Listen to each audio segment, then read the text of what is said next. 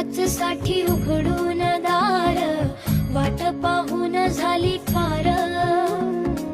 चिंता हरून देवा थकला असणार, दे माझ्या खांद्यावर भार. थोडा इथं टेकून जा, घास खाऊन माझा